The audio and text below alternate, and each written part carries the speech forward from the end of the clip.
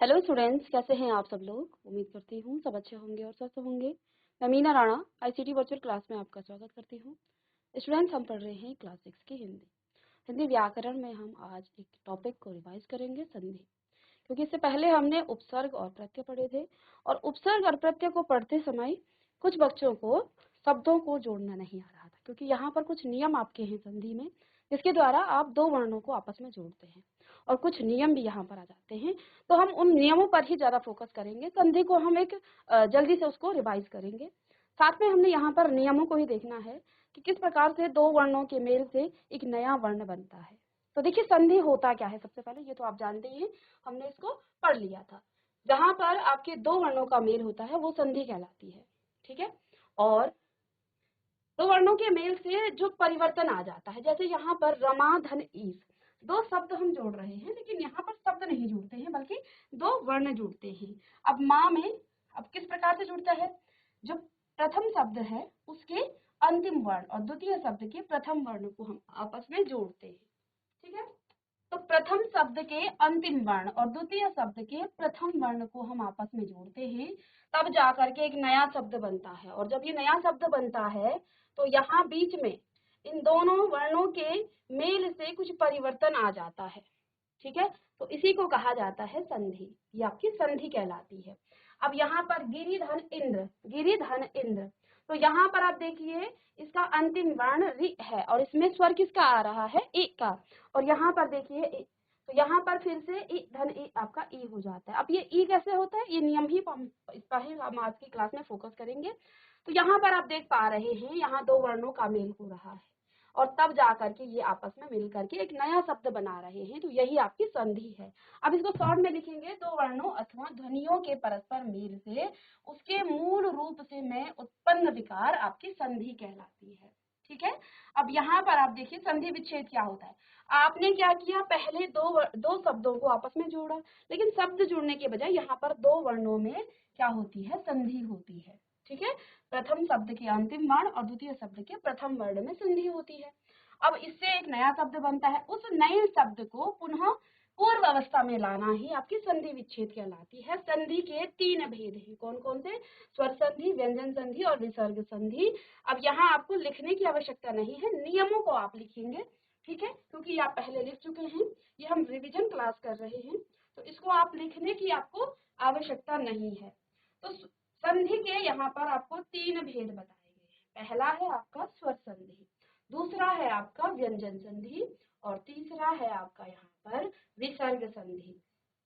अब स्वर संधि क्या होता है, इसी के में देखिए कि दो स्वरों के परस्पर मेल से होने वाले परिवर्तन को स्वर संधि कहते हैं। यानी कि यहाँ पर दो स्वरों का मेल होगा। ठीक है।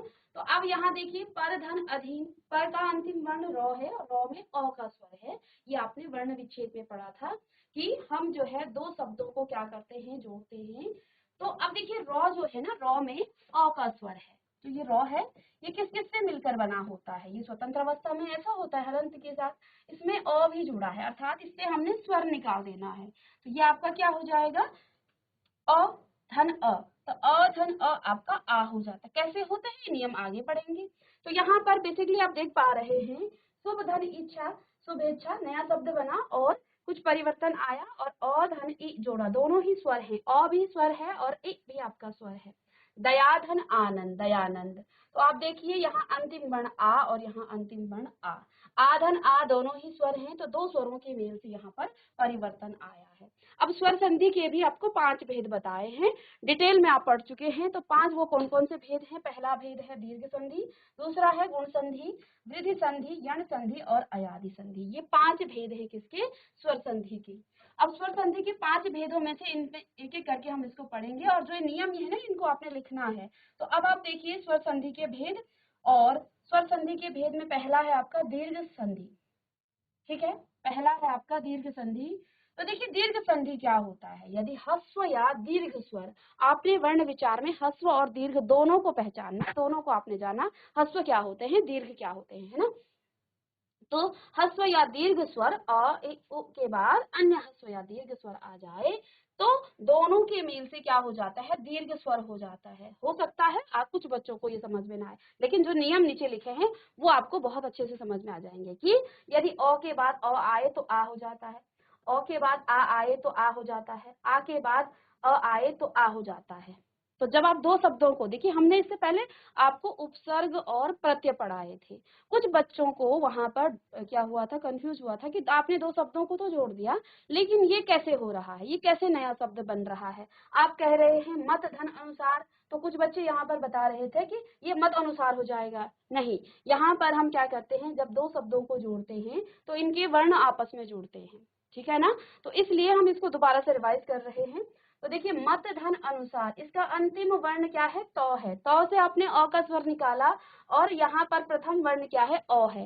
अ धन अ, अब ये नियम है, अ धन अ आपका आ हो जाता है, अ के बाद यदि आ आए तो आ हो जाता है, आ के बाद अ आए तो आ हो जाता है फिर से, और यहाँ पर आ के बाद आ। इसको आप शॉर्ट में लिख सकते हैं कि आपके पास पहले अ हो या चाहे आ हो, अ हो या आ हो, और उसके बाद कोई भी आ जाए, अ या आ। ऑब्लिक का मतलब या, इन दोनों में से कोई भी आ जाए, पहले अ हो या आ हो, या फिर बाद में अ हो या आ हो, इन दोनों को आप यदि जोड़ रहे हैं, दोनों के मेल से हमेशा आ हो जाता है। हमेशा क्या हो जाता है, आ हो जाता है। अब यहाँ पर स्वर में आप इन दोनों शब्दों को आपने कैसे जोड़ा, मत धन अनुसार, मत धन अनुसार, ठीक है। अब अंतिम वर्ण तौ है और प्रथम वर्ण इसका अ है, तौ धन अ, लेकिन आपको इस तौ से अ स्वर निकाल, क्योंकि हम तो स्वर संधि पढ़ रहे हैं, हमने क्या करना है, इस तौ से भी हमने अ निकालना है। क्या निकालना है, अ निकालना है। तो तौ से जब आप अ को निकाल देंगे तो ये तो हलंत के साथ हो जाएगा, और यहाँ पर आपका आ जाएगा अ, और फिर से अ। और अभी अभी आपने नियम क्या पढ़ा, अ और अ जुड़ करके आ बनाते हैं, तो ये हलंत के साथ आपका तो था ही, ठीक है। धन इसमें आ हो जाएगा, क्यों, क्योंकि हमने नियम पढ़ा कि अ या आ के बाद कोई भी अ या आ आए वो हमेशा आ बनाता है। तो त ये हलंत के साथ है और धन आ, तो वर्ण विच्छेद से आपको पता है, तो हलंत के साथ धन आ, तो ये हो जाएगा ता। अब आप देख पा रहे हैं हमने इन सिर्फ और सिर्फ इन दो वर्णों को जोड़ा है, तो इन दो वर्णों के स्थान पर आप ता लिखेंगे, बाकी अन्य वर्णों को आपने नहीं छेड़ना है। तो इसका जो संधि है वो क्या हो जाएगा, अब म तो आपका था ही एज इट इज, अब अ, प और अ के स्थान पर आप ता लिखेंगे, क्योंकि यहाँ हमने ता यहाँ पर आ गया है, और पीछे के वर्णों को भी आप एज इट इज जैसा है ज्यों का त्यों आप लिख लेंगे। इसको ढंग से लिख लीजिएगा। तो ये आपका मतानुसार हो गया, यहाँ तो लिखा ही है। तो इस प्रकार से हुआ ये आपका मतानुसार। तो यहाँ पर क्या हो रहा है, अ या आ के बाद क्या आ रहा है, अ या आ रहा है, तो वो आ हो जा रहा है।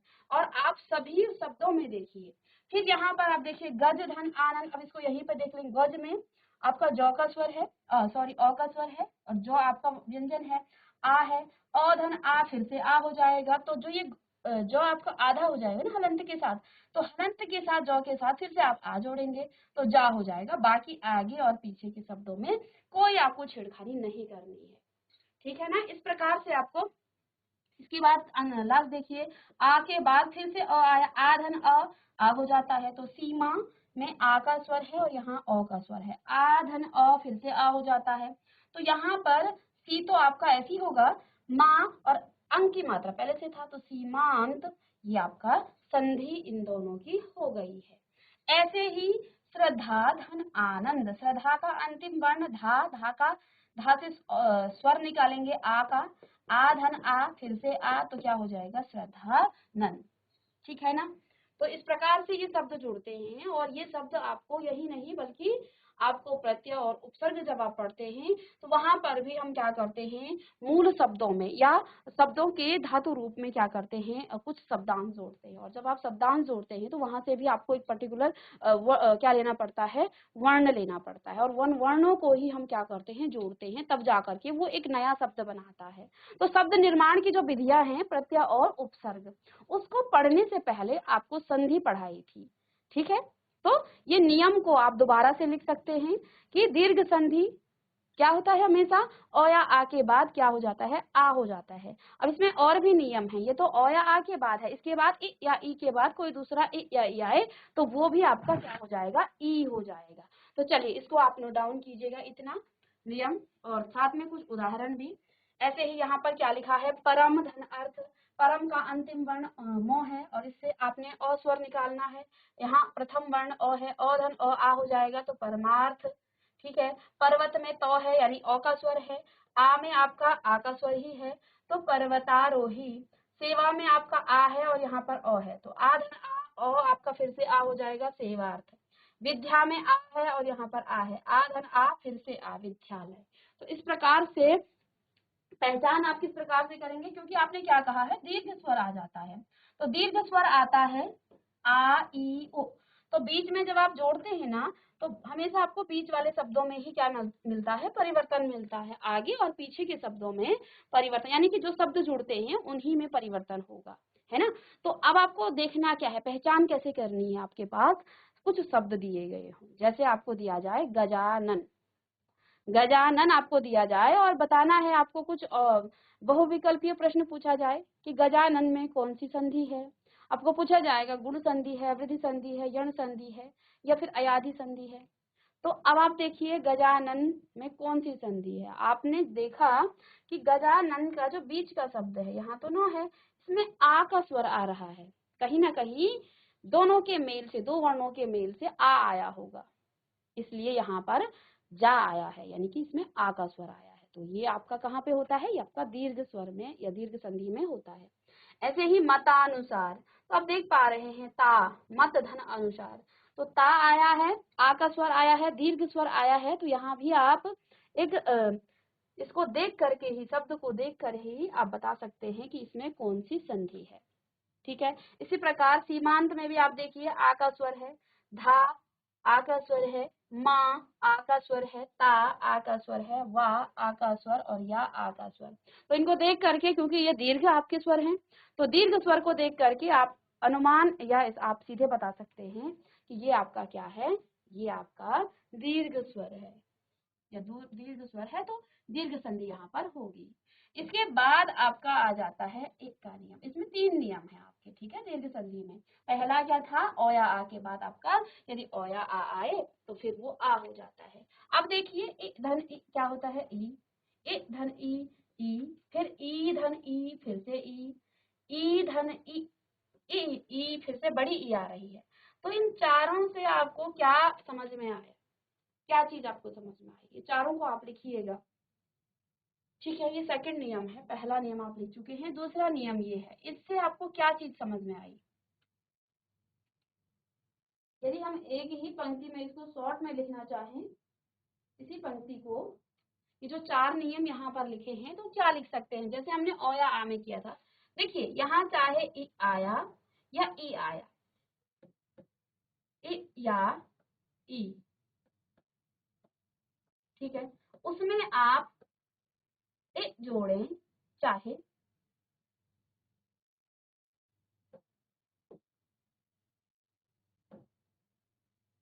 चाहे आप ई जोड़ें, हमेशा वो क्या हो जाता है, हमेशा ही वो बड़ी ई हो जाती है, हमेशा वो क्या हो जाती है, बड़ी ई हो जाती है। ठीक है ना, चलिए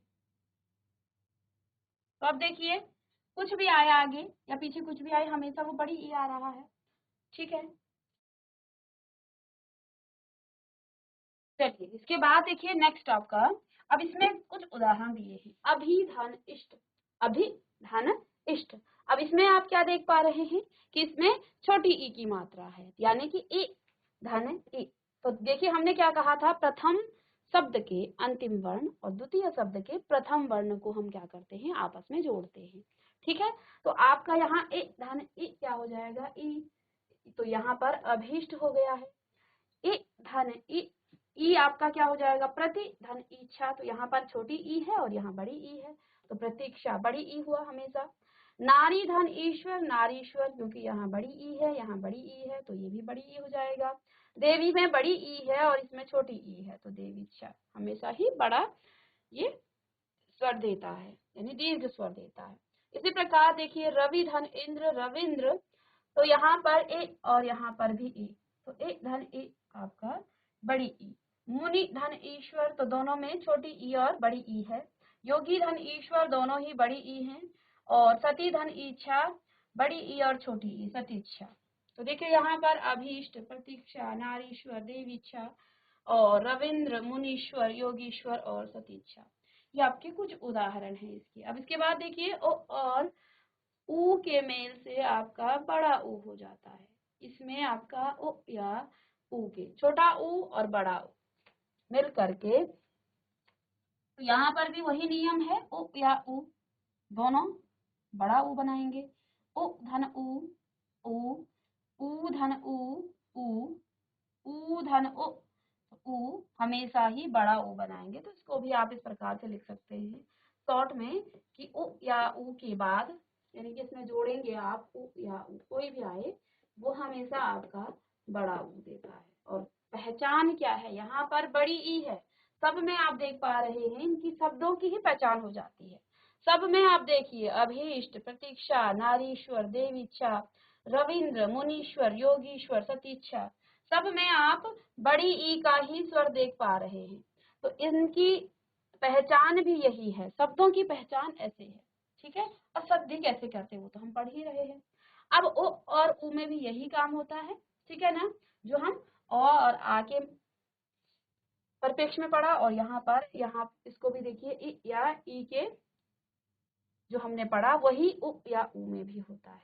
विधु, विधु धन उदय, तो देखिए उ अंतिम वर्ण धु, इससे उ निकालेंगे। इस प्रकार से मैं यहाँ पर भी आपको, इसमें उ धन उ, तो क्या हो जाएगा उ धन उ। इसी प्रकार मधु में उ धन उ धन उ भी उ होता है, तो मधुस्मा। वधु में बड़ा ऊ है और यहाँ पर बड़ा ऊ है, तो दोनों ही बड़ा ऊ बनाता है। तो ये आपका वधूर्जा। वधु धन उत्सव, वधुत्सव, ठीक है। इसी प्रकार अनुधन उदित, अनुदित। लघु धन उर्मी, लघुर्मी। भू धन उष्मा, भूष्मा। और भू धन उत्सर्ग, भूत्सर्ग। तो ये आपका इसके उदाहरण हैं, उनको आप नोट करें।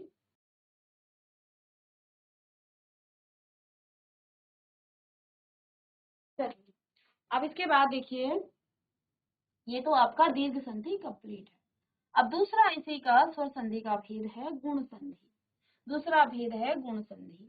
यदि अ या आ के बाद इ या ई, उ या ऊ अथवा री आ जाए, यहाँ पर क्या चीजें हैं बहुत ध्यान से आप सुनेंगे कि यदि अ या आ के बाद इ या ई, उ या ऊ अथवा री आ जाए, तीन चीजें हैं। अ या आ के बाद क्या आएगा, या तो इ या ई आएगा, या तो उ या ऊ आएगा, या फिर री आएगा।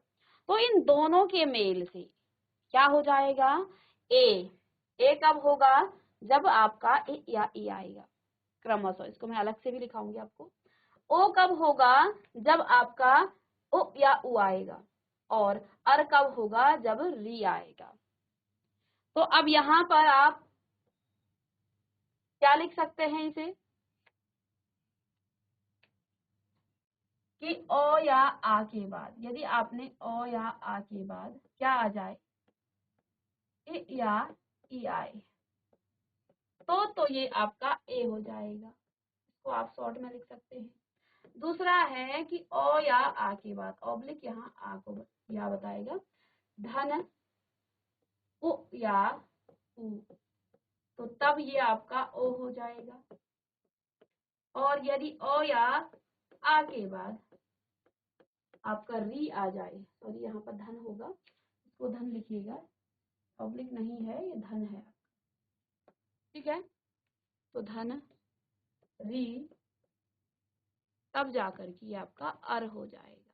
तो चलिए इसको लिखिएगा शॉर्ट में, ओ या आ के बाद, यहाँ डिटेल में भी लिखा है, लेकिन इसको शॉर्ट में क्या लिख सकते हैं, ओ या आ के बाद यदि इ या ई आए, यानी कि अ ऑब्लिक आ, धन इ या ई दोनों आए, इनमें से कोई भी आ सकता है, वो आपका ए बनाता है।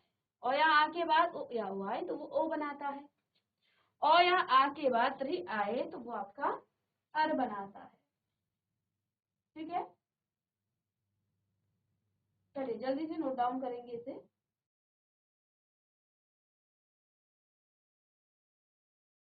अब इसके उदाहरण देखिए। नियम यहाँ से भी आप डिटेल में लिख सकते हैं। अ धन ए, अ धन ए। तो यहाँ ऑब्लिक करके लिखा है, यहाँ आपको इस प्रकार से लिखा है। तो आ धन ए, फिर भी ए, आ धन ई, तब भी ए। तो सबके केस में ए हो रहा है, तो यही बात है, वो शॉर्ट में लिख दिया यहाँ कि अ या आ के बाद ए या आए तो ए हो जाता है। तो सभी में ए होगा। आप शब्दों को देखिए, आप शब्दों को देख कर पहचान सकते हैं ये गुण संधि है। क्यों? क्योंकि गुण संधि में एक तो ए हो जाता है, दूसरा ओ हो जाता है और अर हो जाता है। तो शब्दों को देखिए बीच में, क्योंकि जब आप संधि करेंगे तो बीच वाला ही कोई वर्ण होगा। ठीक है, तो यहाँ पर देखिए एक ही मात्रा, एक ही मात्रा, एक ही मात्रा, एक ही मात्रा, यहाँ भी ए, अर्थात शब्दों को देखकर भी आप इसको पहचान सकते हैं कि ये आपकी क्या है, गुण संधि है। अब किस प्रकार से जुड़ा है ये, इसको देख लेते हैं।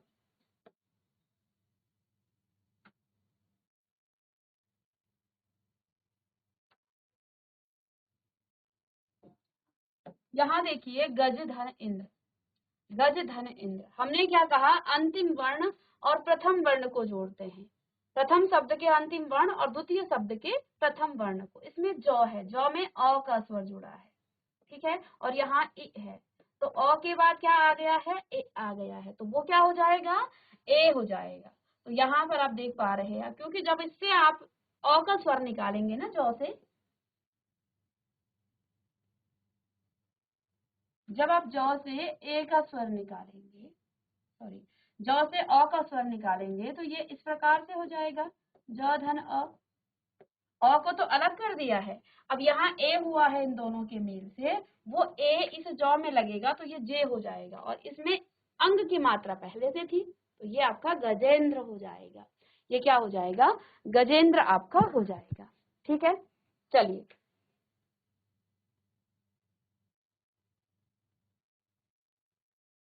इसके बाद आप देखिए सोम धन ईस, मो में भी, इसमें भी अ का स्वर है और इसमें बड़ी ई, तो सोमेश। यथा में आ का स्वर है और इसमें ए है, आ धन ए क्या हो जाएगा, ए, आ धन ए आपका हो जाएगा ए। ऐसे ही लंका में आ का स्वर है और यहाँ पर ई है, तो फिर से ये ए हो जाएगा, तो लंकेश। शुभ में आ का स्वर और यहाँ पर ई, आ धन ए, आ धन ई, ए, आ धन ए, आ धन ई, फिर से ए, तो सब में आपका ए का स्वर आ रहा है। तो ये है आपका ओ या आ के बाद यदि ई आई आए तो वो ए हो जाता है। इसके बाद यहाँ पर ओ आए, यानी कि ओ या आ के बाद ओ आए, तो इसको आपने शॉर्ट में तो लिख ही लिया है। तो अ के बाद यदि ओ आए तो वो ओ हो जाता है। जैसे यहाँ देखिए वीर धन उचित, वीर का अंतिम स्वर क्या है, र, र, अंतिम वर्ण र है और इससे स्वर निकालेंगे अ, तो अ धन उ क्या होता है, ओ होता है, तो फिर यहाँ वीरो चित हो गया है। ठीक है,